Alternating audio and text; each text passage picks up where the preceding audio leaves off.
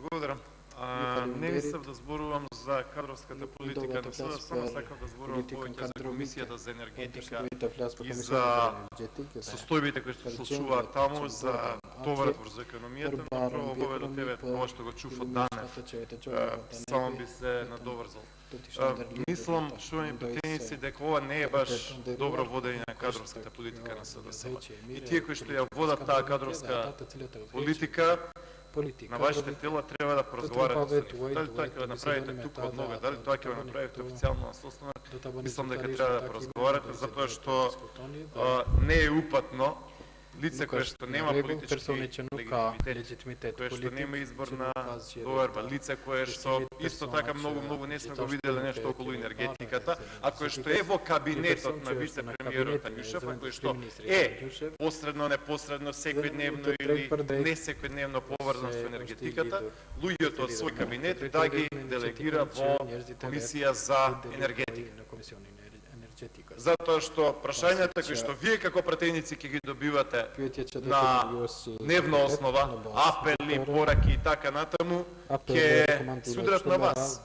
Вас ќе ви бидат прозивањата, а од кабинетот на Тањушев ќе биде местото каде што луѓето ќе бидат лансирани во орбитата на кадровските успеси и напредување.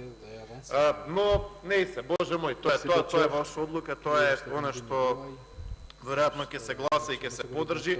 Веројатно господјат има своји компетенции, веројатно делот на енергетиката е во неизениот делокруг, но што еднаш ке речам начинот, селектирањето, именувањето не е нешто кое што мислам дека е упатно. И сакал неколку работи обврска со енергетиката да кажеме, тука имаме заменик министер за економија, правенешен заменик министер за финансии. Размислете за намалување на она акциза од 3,5 денари која што разголемивте пред нова година. Многу пари се собира.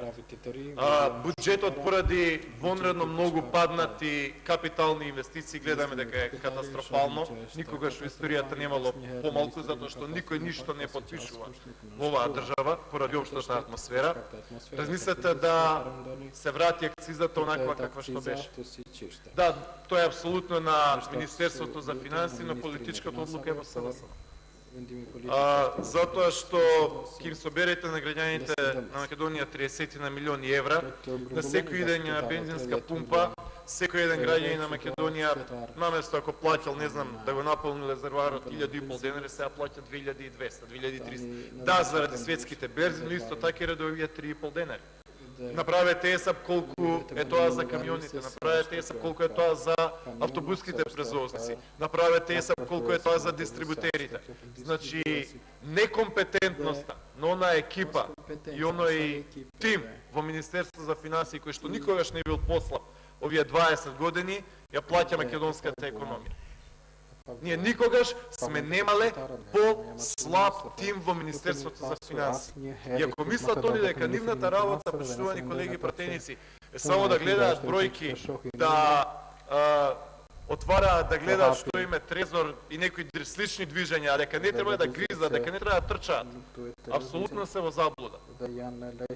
Почитуван заменик министер, улогата на министер за финансии не е само да ги гледа табелите во Министерство за финансии и да се консултира со неговиот, како се викаше, советник, да, кој што верува во поголеми даноци, нели, кој што не верува во приватна собственост и сето останато. Не е само, не знам, да имаме таму кабинет и портпарол кој што не одржал ни еднаш пресконференција. Вие, почитувано мнозинство, имате портпарол на Министерство за финансии кој што ни еднаш, 0 пати одржал пресконференција. Може би некојаш, но јас не се сеќавам. Не отишол во ни една емисија. Односно не отишло. Значи, ако сакате да имате успешен министер за финансии, тој министер за финансии треба да контактира со предпријатија, со стопанство, со проекти, да ја турка работата. Значи, од тие причини, почитувани присутни, овие кадровски поместувања, овие кадровски акомодирање, овие кадровски алиментирање и ухлебувања на луѓе од кабинети нема да дадат резултат на македонската економија. Затоа имаме раст 0,1%.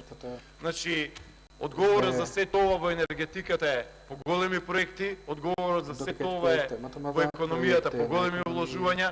Оние министри на кои што и минјата не им ги знаеме за странски инвестиции да почнат да научат англиски јазик и да почнат да бркат инвестиции и на тој начин да имаме и понески даноци, и помала акциза, и поевтини енергенци кои што ни требаат и да ги направиме тие електроенергетски системи кои што ни требаат со години и децении и некако да правиме работата во економијата, затоа што можеме да направиме се во надворешната политика, сите можни посети, сликања, честитки, апели и така натаму, ако останеме држава со $6,000 пер капита или 7 или се едно колку и да се, тогаш не ни се пишува многу добро во економијата. Благодарам.